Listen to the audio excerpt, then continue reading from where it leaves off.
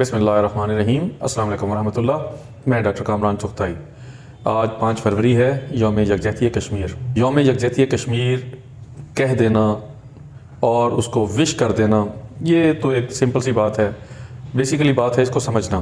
میں اس سال کشمیر گیا. میں نے کشمیر میں جا کے دیکھا کہ ایک چھوٹا سا دریا، یعنی کہ ایک ڈبل روڈ جتنا دریا، اور اس کی پرلی سائڈ پر مقبوضہ کشمیر، اس سائڈ پہ آزاد کشمیر، آپس میں لوگوں کی رشتہ داریاں، اپنے بچے بیاہے ہوئے، مگر وہ آ جا نہیں سکتے.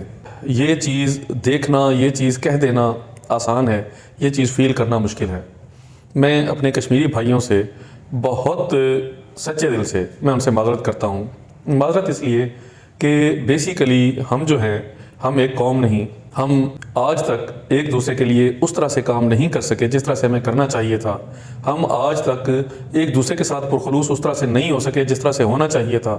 وہ اس لیے کہ بیسیکلی ہم خود اپنے آپ کے ساتھ مخلص نہیں، ہم خود اپنے آپ کو جانتے نہیں. ہم بیسیکلی ایک قوم نہیں تھے، ہم ایک ہجوم تھے، اور ہجوم کو کچھ پتہ نہیں ہوتا کہ ان کا مقصد کیا، ان کی منزل کیا، ان کی زندگی کیا، ان کے اپنے کیا، ان کے پرائے کیا. اس وجہ سے ہم نہ ایک دوسرے کے ساتھ مخلص اور نہ ہم خود اپنے ساتھ مخلص تھے. مگر ہم ایک دوسرے کے ساتھ اگر دیکھا جائے تو جس حد تک ہو سکے ہمیں ایک دوسرے کے ساتھ اپنائیت تھی، اپنا پن تھا، محبت تھی.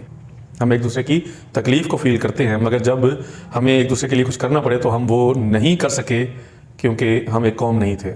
مگر خدا کا شکر کہ ہم ایک قوم بنتے جا رہے ہیں. ہمیں اپنے ہونے کا، اپنی زندگی کا، اپنے مقصد کی سمجھ آتی جا رہی ہے، اور ہمیں پتہ چل رہا ہے کہ کون ہمارا اپنا، کون ہمارا پرایا. آپ ہمارے بھائی ہیں، آپ ہمارے دوست ہیں، آپ ہماری بہنیں ہیں، آپ ہماری مائیں ہیں، ہماری بیٹیاں ہیں.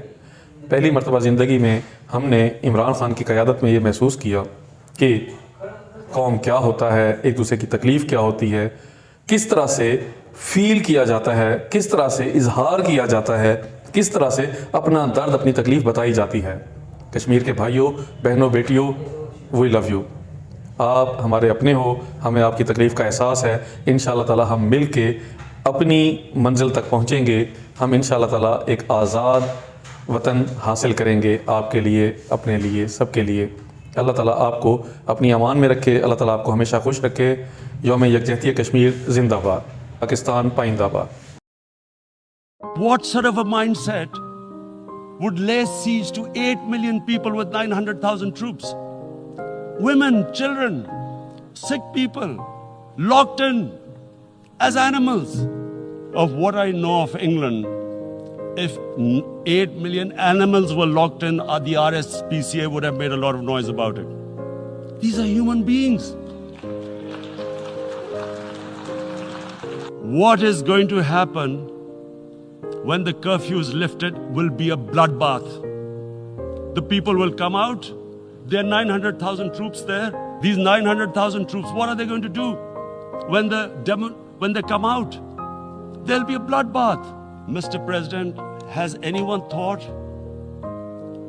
that what happens when there is a bloodbath? And we will fight. And